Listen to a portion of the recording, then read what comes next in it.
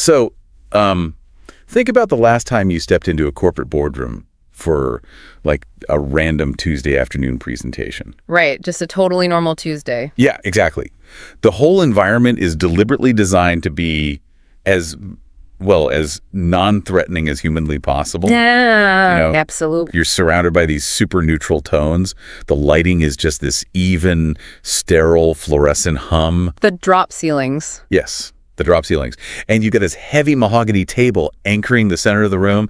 People are sitting around in like cozy sweaters or tailored suits. Someone in the back is probably slowly pouring lukewarm coffee from one of those big metal thermoses. Exactly. You are definitely not in a jungle. You are not on a literal battlefield. No, you're in a highly controlled, climate-regulated box. The physical stakes are just absolute zero. Right. It is the pinnacle of mundane, risk-free human existence. Huh. I mean, nobody is going to be physically harmed by a third-quarter earnings report. Unless it's a really, really bad report, but even then, just emotionally harmed. Exactly. But, okay, listen to the vocabulary we reach for the second someone stands up at the front of that room and turns on the projector. Yeah, the shift is wild. It totally betrays the sterility of the environment. Because suddenly, you aren't just talking. You are trying to, quote, steal the show. Right. You're warned that you have a tough act to follow. Your colleagues pat you on the back, and they tell you to go out there and knock them dead. Knock them dead like it's a contact sport. Exactly. And the stage itself, I mean, it's routinely described in communication masterclasses as a weapon. A weapon, yeah. So, okay, let's unpack this. Why on earth do we use the language of a violent gladiatorial arena or like a high-stakes theatrical heist to describe a Tuesday afternoon meeting about software integration? Well, it's because language always reveals our subconscious understanding of the true stakes. Oh, interesting. What do you mean? So at a surface level, public speaking just seems like mere information transfer, right? Yeah, just getting data from my head into yours. Exactly. But if it were just about moving data from point A to point B, we would actually never need to gather in a room. Oh, that's a good point. We just email it. Yeah, we would email the PDF, attach the spreadsheet, and the meeting would be permanently adjourned. The fact that we still force human beings to stand in front of other human beings. In that sterile room. It proves that public speaking is an act of psychological persuasion. Oh, okay. It is this subtle, incredibly demanding battle for emotional control and influence. That makes so much sense. So to you, the listener who is tuning into our deep dive today, maybe you're prepping for a massive pitch later this week. Or maybe you're just trying to figure out how to be a bit more persuasive in your daily team meetings. Right, or you just simply love dissecting the hidden histories and bizarre psychology of the English language. Which is what we're doing today. Exactly, because we are unpacking this fascinating stack of notes from a C2 Advanced English Masterclass.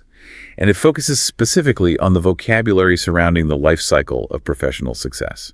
But we are skipping the early stages, right? Yeah, we aren't talking about networking or like brainstorming a good idea. Yeah. We are hyper-focusing on the final boss. The terrifying moment where you actually have to articulate your brilliant idea to a room full of skeptics? Yes, because the articulation is really the only bridge that exists between a brilliant thought in your isolated mind and, a tangible reality in the physical world. And crossing that bridge requires you to command human attention, which, if you think about it, is arguably the most fiercely protected finite resource in the modern economy. Oh, 100%.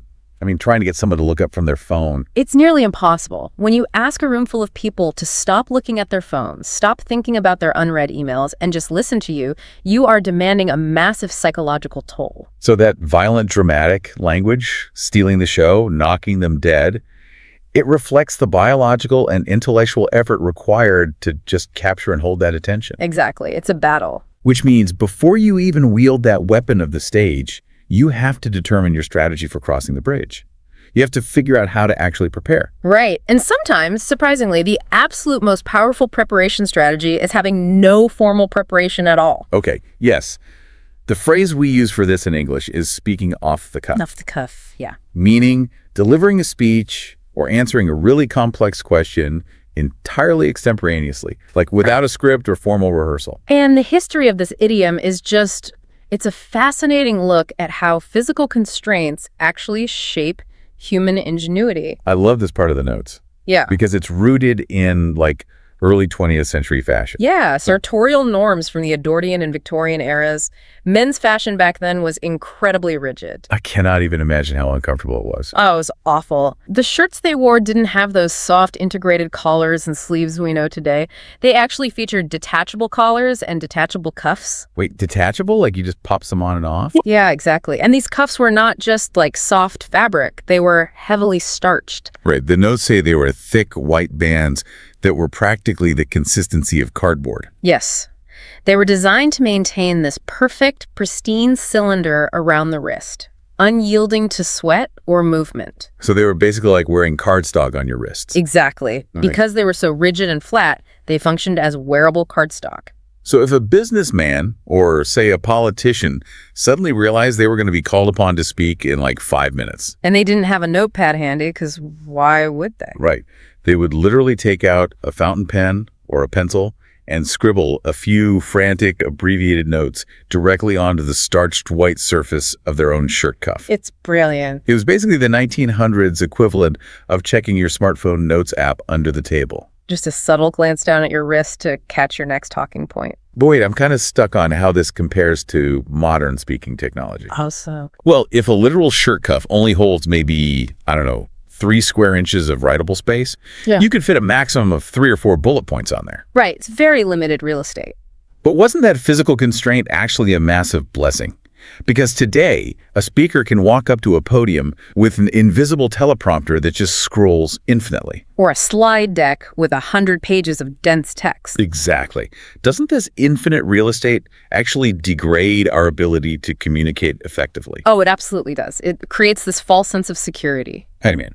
Well, the infinite scroll of a teleprompter allows a speaker to completely bypass the difficult cognitive work of distillation. Distillation.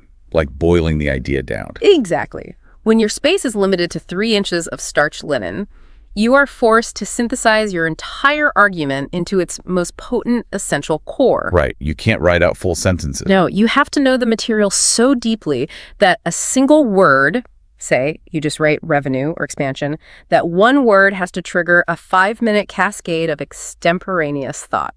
Oh, wow. So you really have to own the material. You do. But the modern teleprompter completely removes that necessity. The speaker no longer has to hold the architecture of the speech in their mind.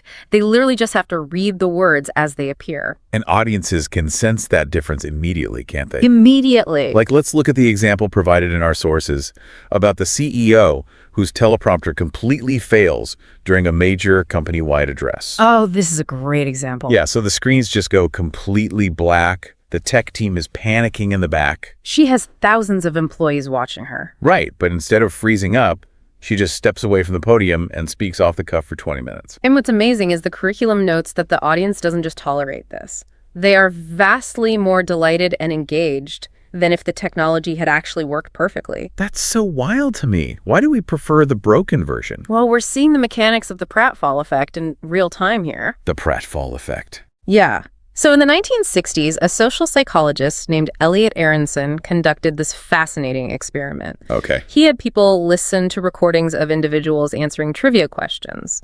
Some of the individuals were portrayed as these highly competent, flawless experts, and others as just mediocre. Okay. Track it. But in a few of the recordings, the highly competent expert clumsily spilled a cup of coffee all over themselves. Oh, no. Just a total mess. Right. And Aronson found that the audience rated the competent expert who spilled the coffee as significantly more likable and trustworthy than the competent expert who remained completely perfect. Wait, really?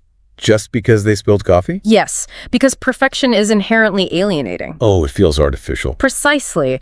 A flawless, teleprompter-driven speech feels scrubbed. It has this corporate veneer to it. Like it was routed through a legal department and PR and a focus group before it ever reached the speaker's mouth. Exactly. When the teleprompter breaks or when a speaker intentionally goes off the cuff, that protective armor just shatters. The audience is no longer judging a polished performance. No, they are witnessing a human mind working in real time.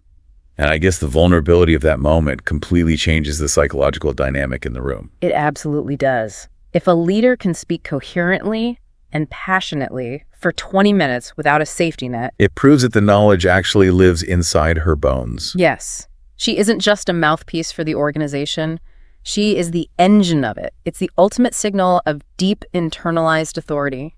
But, I mean, it demands immense bravery to do that. Immense. But our notes also point out that this bravery is entirely wasted if you apply it to the wrong demographic. Oh, yeah. This is a crucial pivot.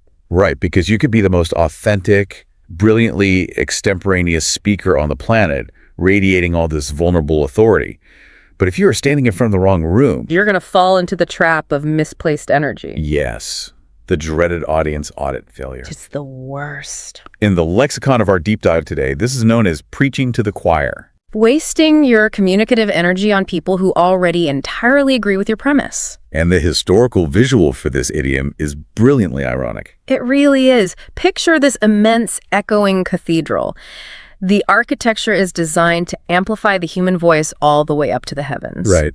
And standing at the pulpit is a minister delivering just the most fiery, table-pounding, passionate sermon of his life. He's sweating, he's gesturing wildly. Yes, he is making this ironclad, emotionally devastating case for the absolute necessity of attending church every single Sunday. He's using every rhetorical weapon in his arsenal to convince people to show up to the building.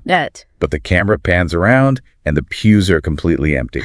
The only human beings in the entire cavernous room listening to this magnificent plea for attendance are... the members of the church choir. Exactly. The exact people who are fundamentally obligated, financially or spiritually, to be there every single week anyway. They're already wearing the robes, they're sitting in the front row. Right. So the minister is exerting maximum persuasive force to move an audience from point A to point A. It's so funny when you visualize it like that.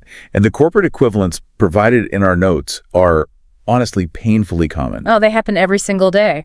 Like, imagine a brilliant software engineer spending 3 weeks building this massive presentation on the crucial importance of coding education. Okay.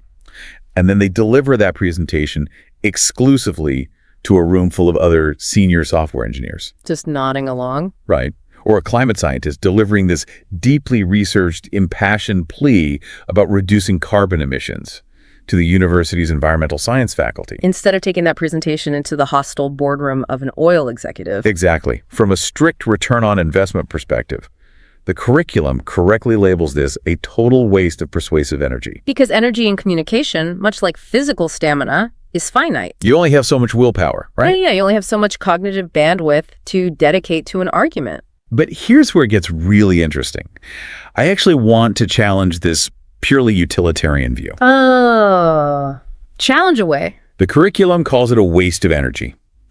But human behavior suggests we are deeply addicted to doing it. That's true. People absolutely love preaching to the choir. They do.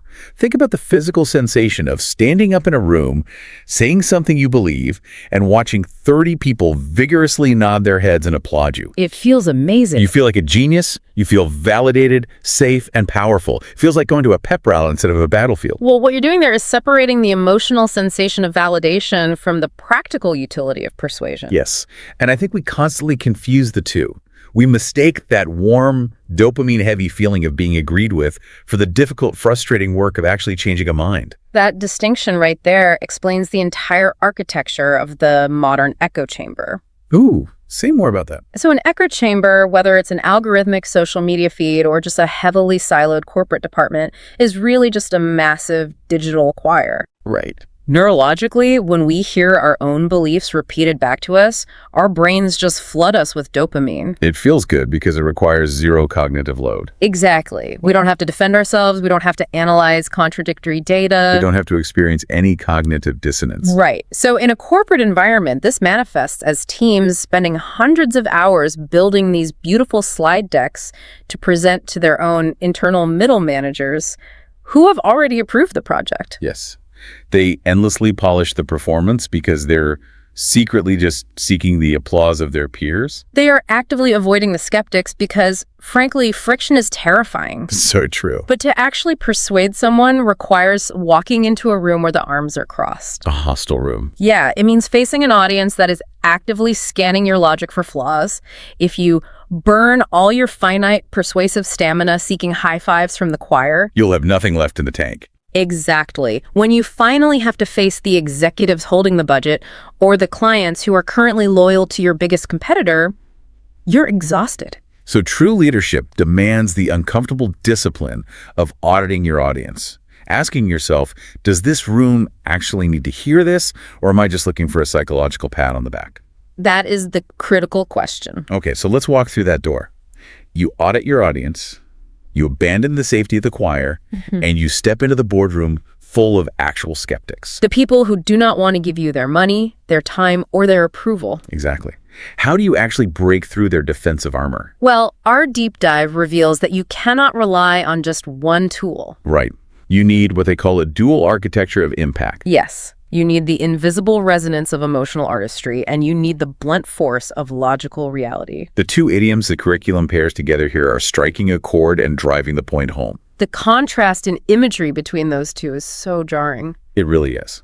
But the synergy between them is the secret to moving a hostile room. So let's break them down. Let's start with the invisible artistry, to strike a chord. This is a purely musical metaphor, right? Yes, and the physics of it are just beautiful when you apply them to human empathy. I love this part.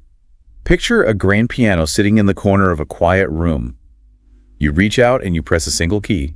And inside the wooden casing, a small felt hammer strikes a tightly wound string. That string vibrates, right? Displacing the air molecules around it. Yes, and those invisible waves of pressure travel across the room, enter the ear canal of the listener, and physically vibrate their eardrum. It is a literal transfer of physical energy that bypasses the logical processing centers of the brain almost entirely. It's completely invisible, yet it can instantly evoke this profound melancholy or intense nostalgia. Or soaring triumph. I mean, you don't have to explain a minor chord for someone to feel sad when they hear it. Exactly, you just feel it. So, idiomatically, to strike a chord in a presentation means to articulate a thought or a story or a vulnerable truth that resonates so perfectly with the audience's internal unspoken experiences. That they feel an immediate, profound sense of connection to the speaker.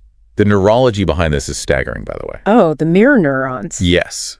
So in the 1990s, researchers in Parma, Italy, were studying the brains of macaque monkeys. Right. And they discovered what we now call mirror neurons. These are neurons that fire both when an animal acts and when the animal observes the same action performed by another. And in humans, this system is tied directly to empathy and storytelling. It's amazing. When a speaker tells a deeply resonant story, when they strike that emotional chord, the brain waves of the listeners actually begin to synchronize with the brain waves of the speaker. It's a phenomenon called neural coupling. Neural coupling, I love that term. Yeah. Our notes give the example of a startup founder pitching a room full of wealthy investors. But instead of opening with his 5-year revenue projections. Right, which is what you'd expect. He opens with a quiet, vulnerable story about growing up in severe poverty. And how that specific scarcity drove his absolute obsession with the product he built. And the curriculum notes that the audience was visibly moved. He struck a chord. He bypassed their financial skepticism entirely and just engaged their mirror neurons. Another example they give is a leader giving a speech who casually acknowledges the exhausting, invisible, daily grind of balancing motherhood with a corporate career. Just by voicing a silent truth that the audience carries, the speaker proves that they truly see the listener. They establish a shared humanity. Exactly. And this is a big, but empathy alone does not build a structure. Right. Which is why the curriculum instantly pivots from the delicate physics of a piano string to the brute reality of a construction site. The contrast is just wild. Driving the point home, we literally leave the music room and we pick up a heavy steel hammer and a nail. Think about the physics of carpentry here. Okay. If you place a nail against a piece of wood and just tap it lightly with your finger, it might stand upright for a moment. Sure. But a stiff breeze will knock it over. It has zero structural integrity. So if you want that joint to hold, if you want it to survive a hurricane, you cannot be gentle. No, you must swing the hammer with forceful, undeniable physical power to drive the steel all the way into the wood. There is no ambiguity in driving a nail.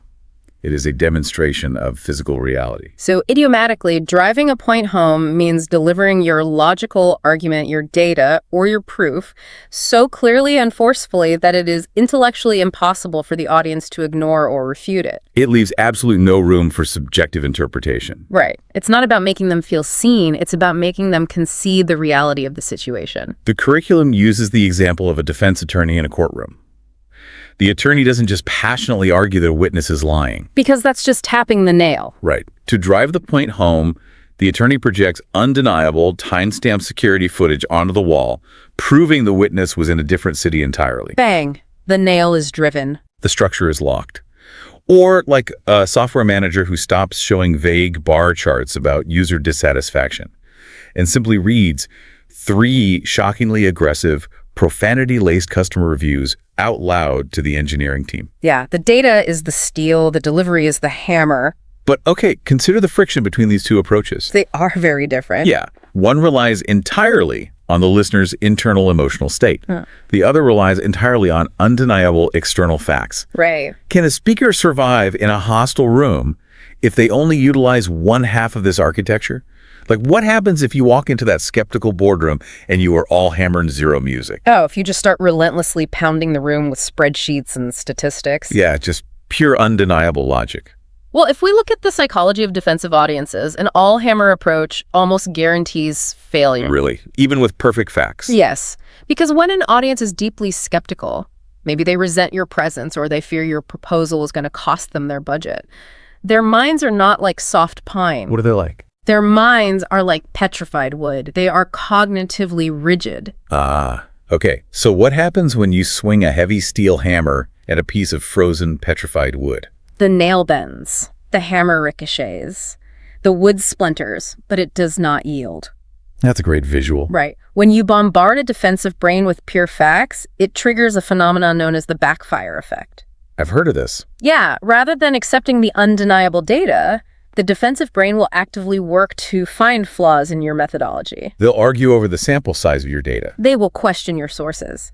The facts literally bounce off their psychological armor because human beings deeply resent being intellectually bludgeoned. They protect the perimeter of their beliefs. Exactly. So if you can't just hammer your way in, how does the dual architecture actually function? Like, how do you combine them? This is where the sequencing is paramount. The emotional resonance striking the chord must come first. It has to be first. Yes. When you share a vulnerable story, or accurately articulate the audience's hidden frustrations, their mirror neurons fire. They feel understood.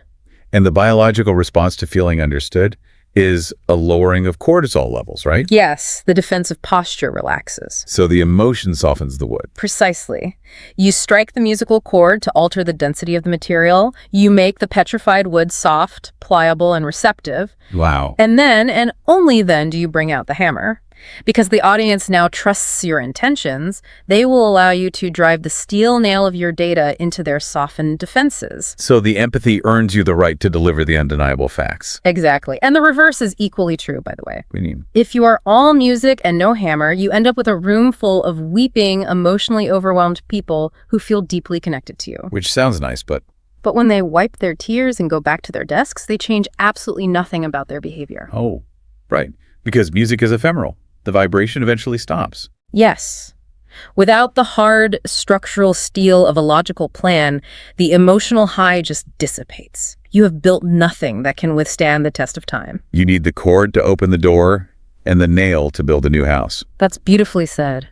When a speaker perfectly sequences this architecture, when they soften the room with profound empathy and then construct a bulletproof logical argument, they trigger a total biological and psychological shift in the audience. The skepticism just evaporates. The crossed arms drop.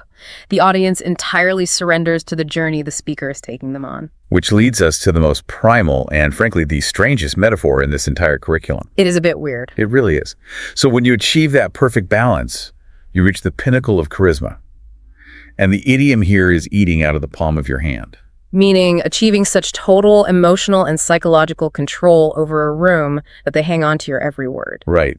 But we have to look closely at the biological reality of this metaphor, because this is not a human-to-human interaction. No, it's not. This is an idiom based entirely on taming a wild animal. It is a profound observation of instinctual behavior. So think about a stray dog on the street or like a wild bird in the park. What is their default neurological state when a giant bipedal human being steps toward them? It is absolute terror. It is a massive spike of adrenaline triggering the fight or flight response. The animal's evolutionary imperative just screams at them that you are a predator. If you move quickly, they will flee to preserve their lives. Exactly. But if you are incredibly patient, if you lower your profile, if you prove over hours or days that you are not a threat, the animal will eventually overcome millions of years of biological programming. it'll step forward, completely vulnerable, and eat a piece of food directly out of your exposed, open hand. The emotional distance traveled between that initial paralyzing terror and that final gentle vulnerability is just astronomical. It really is. And our notes seamlessly apply this wild animal metaphor to high-stakes corporate interactions. Which is pretty funny when you think about it. It is. They talk about a room full of aggressive, cynical angel investors who, by the end of a 20-minute pitch, are so won over that they are, quote, eating out of the palm of the founder's hand. Or a charismatic salesperson who earns the complete, uncritical trust of a hostile client within 5 minutes of a phone call. So what does this all mean? I have to push back on this framing a little bit. Pushback. Comparing adult professionals, people with MBAs, vast wealth, and immense corporate power, to frightened stray dogs that need to be tamed. I mean, it feels inherently manipulative. I can see that. It almost sounds predatory, doesn't it? Are we suggesting that the ultimate goal of charismatic communication is to trick people into overriding their logical defenses so we can just feed them whatever we want? The phrasing certainly skirts the edge of psychological domination, I'll give you that. Right. It is very easy to view charisma as a form of dark magic used to bypass critical thinking. But if we dig into the biology of the boardroom, we need to reframe the speaker's goal. Okay, reframe it for me. The goal is not manipulation. The goal is the removal of fear. Fear. What does a venture capitalist in a tailored suit have to be afraid of? I mean, they aren't going to be eaten by a lion. No, they aren't fearing for their physical mortality. But their amygdala, the fear center of the brain, doesn't neatly distinguish between a physical threat and a social or financial one. Oh, that's interesting. When an investor sits through a pitch, they are guarding vital, life-sustaining resources. Their capital, their professional reputation, their ego, their firm's future. Right. If they make a bad investment because a charismatic speaker lied to them, they could lose their jobs. They could face public humiliation. That is a biologically registered threat. So their initial skepticism, the crossed arms, the aggressive questioning, is just the corporate version of a dog baring its teeth. Yes. It's an instinctual survival mechanism to protect their territory. They assume, by default, that you are there to extract resources from them. They assume you're the predator. Exactly. They are locked in a defensive posture. So in the metaphor of taming the animal, what does the open hand actually signify? Across almost all human cultures, an open, upward-facing palm is the universal gesture of peace. Because it shows you have no weapon. Yes. It physically demonstrates you're not armed. It is the speaker who is actually adopting a posture of vulnerability first. Oh, wow. That completely flips the dynamic. Doesn't it? The vulnerability isn't just demanded of the audience. It has to be offered by the speaker. To get an audience to eat out of the palm of your hand, you must extend the hand into the dangerous space between you. Okay, I see. You must prove you understand their deeply held fears. That is the musical chord. You must prove your logic is financially sound. That is the driven nail. You are demonstrating, sequentially, that you are a competent, safe guide, not a predator looking for a quick meal. Right. You aren't manipulating them into a trap. You are meticulously constructing a zone of psychological safety. Where they feel secure enough to lower their exhausting, heavy defenses. And the relief an audience feels when they finally realize they are in safe hands is palpable. Because defending yourself takes a massive amount of cognitive calories. It's exhausting. When an audience realizes the speaker is brilliant, prepared, and empathetic, they can stop scanning for threats. The mental energy they were using to be skeptical is instantly converted into enthusiasm and curiosity. They lean forward. They hang on every word because they trust that the food you are offering, your vision, your product, is genuinely nourishing. That shift from defensive rigidity to relaxed enthusiasm really is the absolute peak of human communication. It's what we're all aiming for. But because this level of trust is so incredibly rare, and because capturing human attention yields such massive professional rewards, it doesn't stay peaceful for long. Right. Public speaking does not exist in a peaceful vacuum. It's not just a quiet garden where we feed birds. No, it inevitably escalates into a fiercely competitive, high-stakes arena. Which brings us to the final cluster of vocabulary in our deep dive, the theatrical battlefield. The language of competition and legacy. The curriculum ends by examining 3 idioms used to describe the aftermath of a truly phenomenal presentation. And every single one of them carries an aggressive, theatrical, almost violent weight. Steal the show, a tough act to follow, and knock 'em dead. Let's trace the historical lineage of these phrases, starting with the concept of the theatrical heist. Stealing the show. The origins here require us to look at the economics of early theater. Paint the picture. Imagine a massive, sprawling stage production in the late 19th century. The producers have spent an absolute fortune securing a famous leading man and a glamorous leading lady. They're the draw. They're on all the posters. Exactly. But somewhere in the second act, a minor character enters. Maybe a comedic relief character or a servant with literally only 3 lines of dialogue. But the actor playing that minor role possesses a terrifying amount of innate charisma. Yes. They are so magnetic, their timing is so flawless that the audience's attention is entirely hijacked. And when the play ends, nobody's talking about the expensive leading man. No one cares about him. The newspaper reviews the next morning entirely focus on the servant with 3 lines. So this minor actor has metaphorically stolen the spotlight, the praise, and the critical attention away from the people who legally and financially owned it. It implies that human attention is a strict zero-sum game. Right. If I capture the room's imagination, I am actively depriving my competitors of it. And the corporate application in our notes is perfect. It really is. Imagine a sprawling, chaotic technology convention in Las Vegas. CES or something. Yeah. You have 100 different companies renting massive booths, all desperately trying to get journalists to look at their iterative software updates. Just begging for attention. But on Tuesday morning, Apple casually drops a press release for a revolutionary new device. And instantly, every camera, every blog post, every conversation in the building pivots to them. They didn't just participate in the convention, they committed a heist. They stole the show. Which perfectly establishes the profound anxiety embedded in our next idiom. Oh, man. Yeah. Because if someone just successfully stole the show, and you are the person scheduled to speak immediately after them, You are facing a psychological nightmare. You have a tough act to follow. to truly understand the dread of this phrase, we have to look at the brutal environment of American vaudeville theater in the early 1900s. I love vaudeville history. It wasn't a cohesive narrative play, right? No, not at all. It was a chaotic, rapid-fire variety show designed to overwhelm the senses. Act after act after act, completely unrelated to one another, shoved onto the stage in rapid succession. And the sequencing of a vaudeville show was a matter of survival for the performers. Absolutely. So picture the sensory reality of the theater. You're standing in the dusty wings off stage. The smell of grease paint and sweat is heavy in the air. Setting the scene. The act currently on stage is a troupe of world-renowned acrobats. The theater is pitch black, except for a roaring pit of actual fire in the center of the stage. And the acrobats are swinging from the rafters, doing 10 consecutive blindfolded backflips over the flames. The music is a booming, brassy crescendo. The audience of 1,000 people is screaming, gasping, literally fainting from the adrenaline overload. Right. The acrobats stick the final landing, the music swells, the curtain crashes down, and the applause sounds like thunder. The audience is in a state of absolute physiological hyperarousal. Right.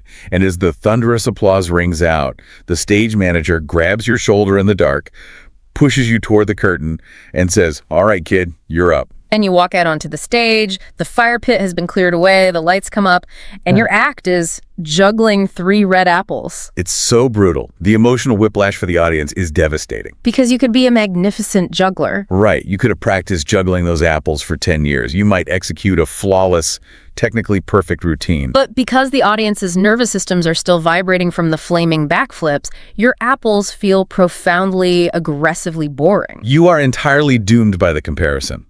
The ghost of the acrobat is still dominating the room. That is the essence of a tough act to follow. It is a performance so exceptionally disruptive or spectacular that it permanently alters the baseline expectations of the audience, rendering whoever comes next seemingly inadequate. And in the corporate world, this rarely involves fire pits, obviously. But the psychological dynamic is identical. Identical. The curriculum uses the devastating example of leadership succession. This one hurts to read. It does. Imagine taking over a department as a new manager, but you aren't replacing a mediocre boss. You are replacing a legendary, deeply beloved leader who mentored everyone, tripled the company's revenue, and possessed effortless magnetic charm. You could step into that role and be highly competent, fair, and organized. But every time you speak in a meeting, the team is secretly comparing your 3 apples to the previous leader's flaming bat flips. The shadow of a spectacular predecessor forces the new communicator to exert double the persuasive energy just to reach a baseline of respect. Which leads us to the final and undoubtedly most intense piece of vocabulary in our deep dive. The ultimate phrase of encouragement given before stepping into the arena. Yes. Before you walk out onto that vaudeville stage with your apples, or before you open the doors to the boardroom to face the cynical investors. Your colleague doesn't just offer a polite, "Have a good time." No. They look you dead in the eye and they say, knock 'em dead. A colloquial contraction of knock them dead. It is the C2 advanced English equivalent of the theatrical wish to break a leg.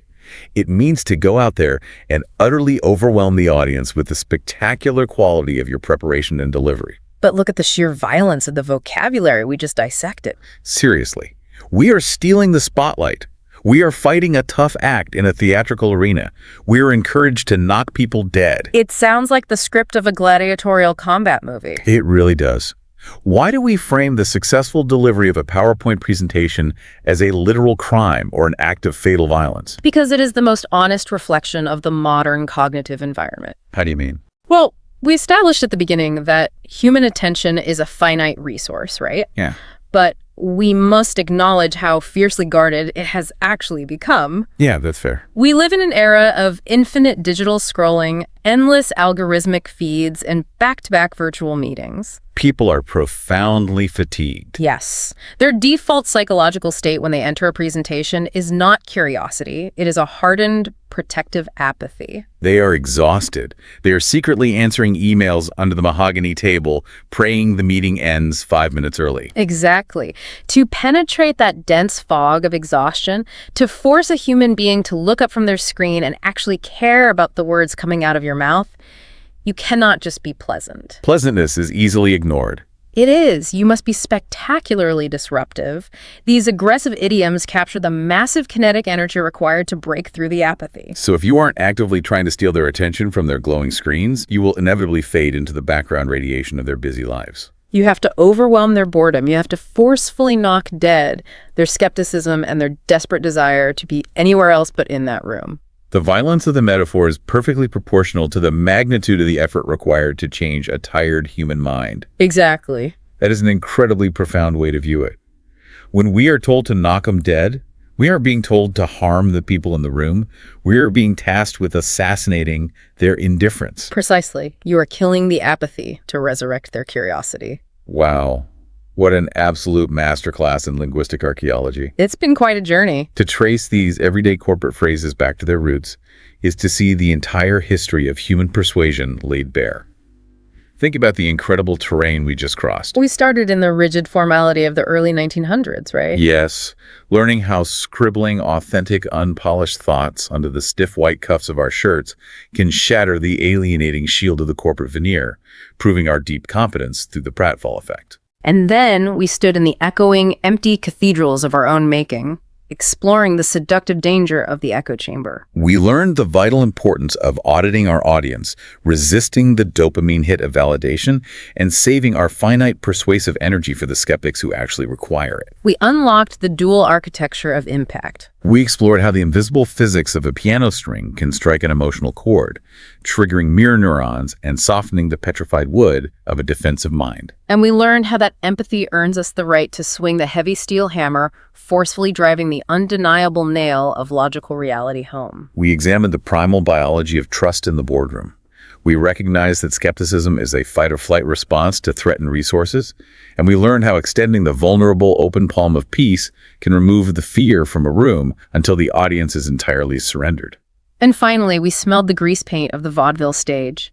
We accepted that because human attention is so fiercely guarded, communication is a fiercely competitive arena. We must learn to steal the show from the acrobats, navigate the shadows of the tough acts that came before us, and forcefully assassinate the apathy of the modern age. It is a staggering roadmap for anyone attempting to bridge the gap between their own mind and the minds of others. So to you, the listener, the next time you walk into that sterile, fluorescent-lit boardroom or log onto a high-stakes video pitch, remember this deep dive. You are not just clicking through slides. You are not just reading data. No. You are participating in a rich, deeply psychological, highly theatrical tradition of human persuasion that spans centuries of evolution. You are wielding a psychological tool of immense power. Respect the gravity of the room and respect the biological cost of the attention you are demanding. But as we close this deep dive, I want to leave you with one final, slightly provocative thought to carry with you into your next meeting. Oh, I like this. Because throughout this entire exploration, we have validated one undeniable truth. Language shapes our reality. It absolutely does. The vocabulary we explored today, the rigid cuffs, the heavy hammers, the taming of wild animals, the theatrical heists, and the violent knockouts, it inherently frames the act of communication as conquest. It positions the speaker and the audience as adversaries in a battle for control. But what if we decided to invent entirely new metaphors? What if the future of that Tuesday afternoon boardroom doesn't have to be a battlefield at all? What would that look like? Well, what if instead of trying to knock them dead with our brilliance or steal the show from our colleagues, we viewed a presentation through a totally collaborative linguistic lens? Okay. What if we called a pitch planting a shared garden or building a bridge together? How would adopting a vocabulary of mutual construction rather than violent conquest fundamentally alter the way you prepare, the way you breathe, and the way you deliver your next world-changing idea? That changes everything. Because if the stage is currently a weapon, maybe it's finally time we learn how to forge it into something else.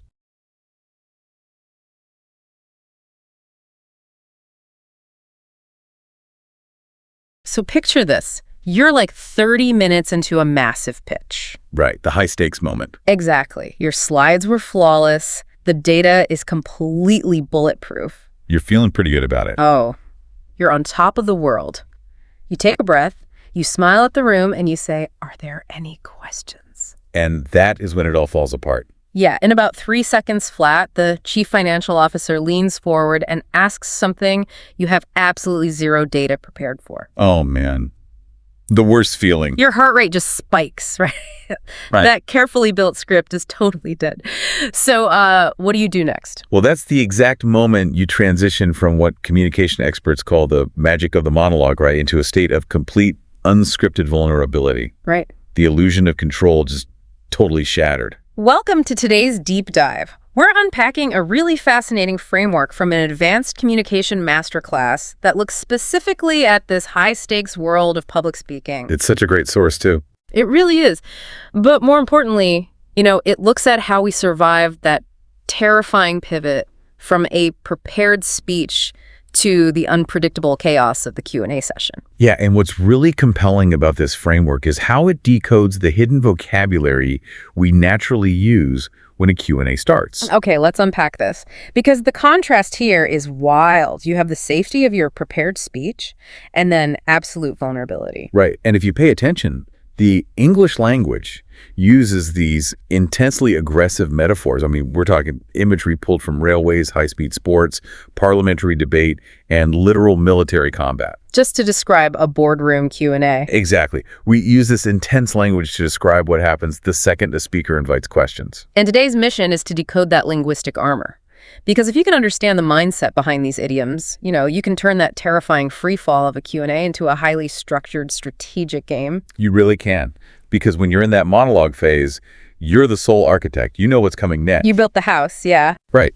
But the Q&A empowers the audience to just, interrupt you, challenge your data, throw you off balance. So true. To survive that, you have to establish authority the absolute second the script vanishes. So the slides end, right? And suddenly 5 hands shoot up in the air. Before you even open your mouth to answer, how do you stop the room from dissolving into complete chaos? Well, you have to establish dominance instantly. Right, but how? It requires a really specific psychological posture. The phrase we always hear for this is to hold the floor. Hold the floor. Yeah, and it's an idiom that comes directly from the intense and honestly often chaotic world of parliamentary debate. Now wait, hold on. Doesn't holding the floor just kind of devolve into being the loudest person in the room? Not at all, actually. I mean, because finishing a presentation and entering the Q&A is basically like jumping out of an airplane, right? That's a good way to put it. The script was the plane, you felt secure, and the Q&A is the free fall. So if a client or like an aggressive journalist is shouting a question at me during this free fall, how do I hold the floor without just shouting over them to prove I'm the one in charge? Well, what's fascinating here is that it's actually the exact opposite of shouting. Oh, really? Yeah, it's not about volume at all. It's about psychological weight. It's about recognized legitimacy. Like having the right to speak. Exactly. Historically, the floor refers to the physical center of the legislative chamber. So if you have the floor, you possess the official, recognized right to speak. Okay, I see. You aren't fighting for the right to be heard by yelling, right? You're occupying the space as the undisputed authority. So you're leveraging your position, not your vocal cords. Precisely. I mean, think of a seasoned press secretary facing a room full of reporters who are all just shouting at once. Oh, yeah, you see that on the news all the time. Right. And the secretary doesn't yell back. They just stand there, calmly looking at the room, just waiting. Just totally silent. Yeah. They hold the floor by simply refusing to yield their recognized authority until the room quiets down to meet their terms. That is a calm, grounded assertion of dominance. So realizing you can hold the floor is basically realizing you actually have a parachute in that free fall.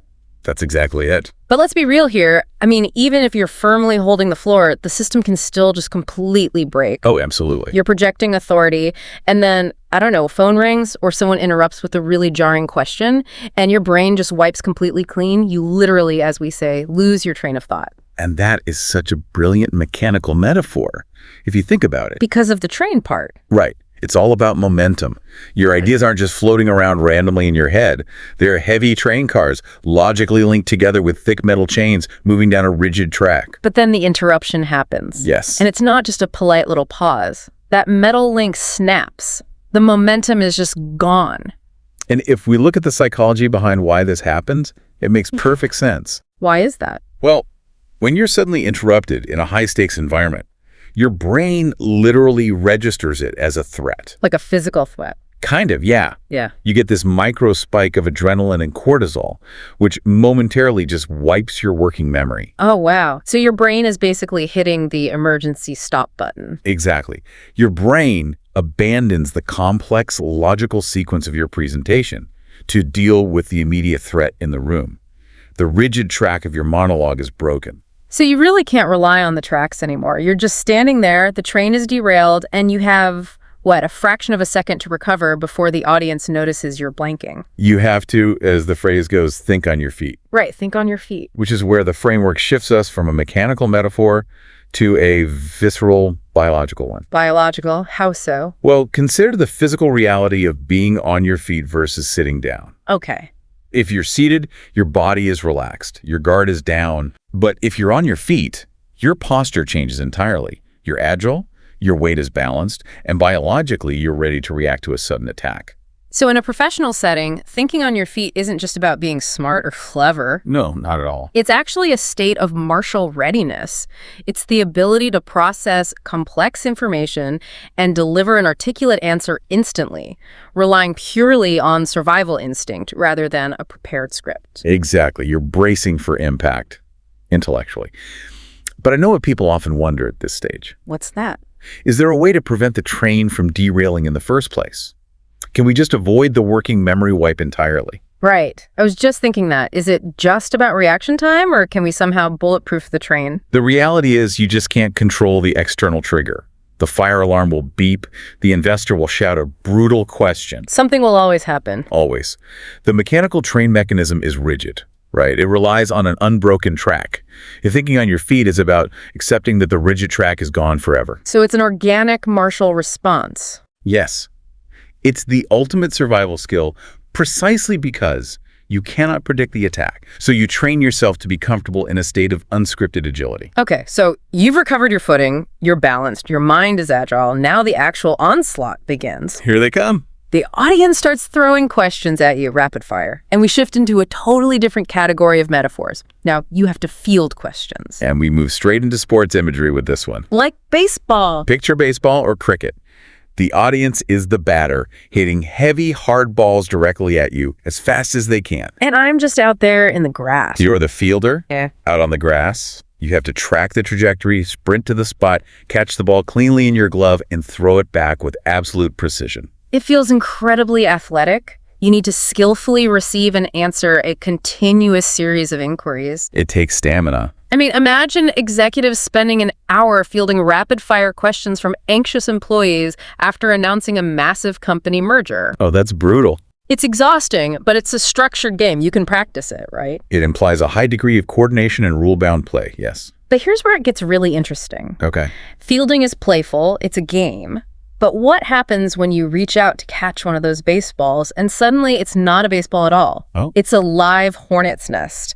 Because sometimes while you're fielding, you answer a seemingly innocent question and accidentally hit a nerve. And just like that, we snap out of the playful sports metaphor and straight into a visceral medical reality. Oh, man. Anyone who has been to the dentist knows this feeling. The worst. They're working in your mouth and a sharp metal tool accidentally touches an exposed nerve. Right. And it sends an immediate, shocking jolt of electricity and pain through your entire body. You literally can't control it. Your body reacts before your conscious mind even registers what happened. You flinch violently. So if a topic you bring up during a Q&A hits a nerve, you've accidentally touched upon a deeply emotional, highly sensitive issue, and the audience reacts just like a patient in the dentist chair. What's critical to understand here is the physiological shift in the room. When you hit a nerve, say, you casually mention a recent budget cut to the marketing department. Yikes. Right? You bypass their intellect entirely. You trigger the amygdala. The fight-or-flight center. Exactly. It causes an immediate, defensive, emotional explosion. Which changes the entire dynamic of the presentation. You're no longer just dealing with data points on a slide. Not at all. You're suddenly navigating an emotional minefield. Extreme hyper-awareness is needed because you're dealing with people's livelihoods, their pride, their fears. And when a speaker hits that nerve, or when they get cornered by a question they simply don't know the answer to, they face a really critical choice. Like a split-second decision. Yes, they have a split second to decide how to defend themselves. Yeah. This is where we see the difference between a fatal communication error and a confident, masterful defense. Okay, let's look at the error first. Because the instinct for a lot of people when they feel trapped or when they trigger that emotional explosion is to evade, right? Totally natural instinct. They panic and they start talking in circles. Talking in circles. This is a really powerful geometric metaphor for a cognitive loop. A loop. Imagine walking in a perfect circle. Your legs are moving, your heart rate is up, you're sweating. Sounds exhausting. You feel like you're putting in massive effort and doing the work. But if you look down, you haven't made a single inch of forward progress. We see politicians do this all the time, don't we? Oh, it's a classic move. They get asked a direct yes or no question about like a new tax policy, and they deploy this massive, impressive vocabulary for 10 straight minutes. Without ever actually answering the core question. Exactly. As a listener, it's infuriating. You're watching their mouth move, but you know they're going nowhere. It's the ultimate flight response disguised as communication. Flight response. Yeah, you're throwing words at the problem to build a smokescreen. But the master speaker, the confident professional, takes the exact opposite approach. Which is? Even if the entire room disagrees with them, they will stick to their guns. Now we're in purely military naval territory. Very cinematic. It's a very vivid image. Imagine a sailor manning a heavy artillery cannon on the deck of a ship during a fierce battle. Boom, boom, boom. Explosions are happening everywhere. The pressure to run and hide below deck is overwhelming. But the sailor refuses to abandon their post. They stay right next to their guns. Right. And in a boardroom setting, sticking to your guns means you absolutely refuse to compromise your position, even under heavy criticism. Can you give an example? Sure. Imagine an art director presenting a bold new brand identity. Okay. The board of directors absolutely hates it. They're pushing back hard. Typical board meeting. Right. Instead of apologizing or promising to soften the design, the art director sticks to their guns and calmly explains exactly why it's the right strategic choice for the company's future. But wait, let me play devil's advocate for a second. Go for it.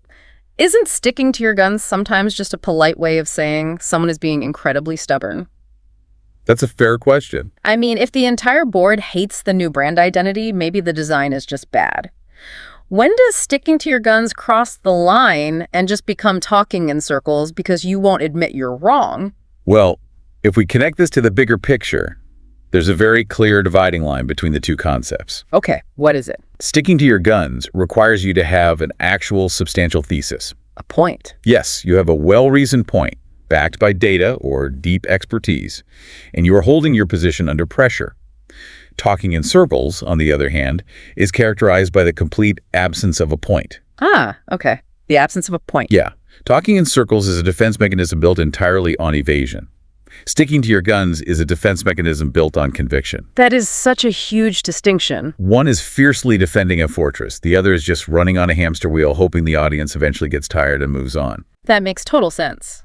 The underlying intent is completely different.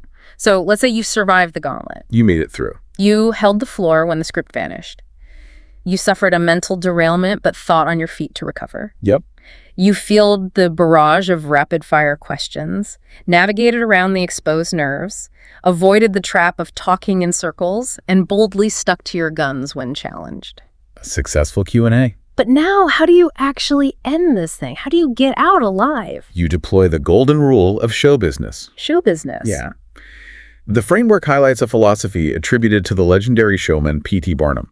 A true master knows their ultimate goal is to leave them wanting more. So, what does this all mean? Honestly, doesn't that completely contradict the purpose of a Q&A? How so?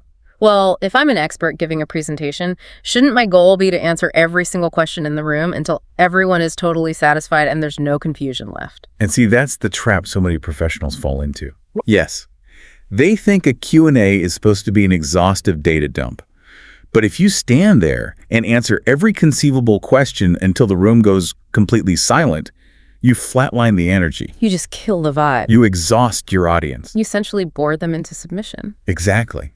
Strategic restraint is what preserves peak interest. If you end your performance on a massive high note, right at the absolute peak of their engagement, you engineer a sense of mystery and lasting fascination. Oh, I see. You're signaling that this meeting isn't the end of your relationship with the audience. That's just the beginning. It's just a chapter. You're leaving the door open for future collaboration, future emails, future pitches. Exactly. It transforms the dynamic from a one-off interrogation into an ongoing partnership. It really is a complete shift in perspective. When you look at the journey we've taken today, it's amazing how these idioms act as a kind of linguistic armor. Linguistic armor. I love that. They take the unpredictable, highly vulnerable free fall of an unscripted moment and structure it into a navigable game. We've explored how to handle sudden mental derailments by relying on martial agility, right? The thinking on your feet. We've looked at the athletic endurance required to field questions, the psychological awareness needed to avoid hitting emotional nerves, and the disciplined conviction required to stick to your guns under fire. So for you, stepping into your next high-stakes meeting or virtual pitch, the question is, how will you wear this armor? How will you use it? When the script inevitably vanishes and that tough question comes your way, are you going to panic and talk in circles? Or are you going to hold the floor, think on your feet, and stick to your guns? It's a choice you have to make. But before we wrap up, there's a deeper layer to this framework that is really worth exploring on your own. It goes back to the very nature of the vocabulary itself. The war metaphors. Exactly. The English language relies heavily on intense metaphors, from combat, artillery, and physical defense, just to describe this intellectual exchange. Which brings up a really provocative final thought. If we are constantly, subconsciously using the language of warfare and physical attack to describe the simple act of answering questions, does that subconsciously train us to view our audience as the enemy? That is a profound question to sit with. Yeah. If our vocabulary hardwires us to expect a battle, we might be throwing up defenses against people who actually want to collaborate with us. What if we changed our internal metaphors entirely? Like a paradigm shift. Right. If we stopped framing the Q&A as a battlefield where we have to survive an onslaught, and instead use metaphors of, say, building something together or navigating a river as a team, might the pressure of the spotlight just vanish? That changes everything. It's definitely something to chew on the next time you step up to a podium or unmute your microphone. Thanks for joining us for this deep dive into the hidden language of the Q&A. It's been a pleasure unpacking this framework. Keep thinking critically about the words you use. They shape your reality more than you think. Take care, everyone, and we'll catch you on the next deep dive.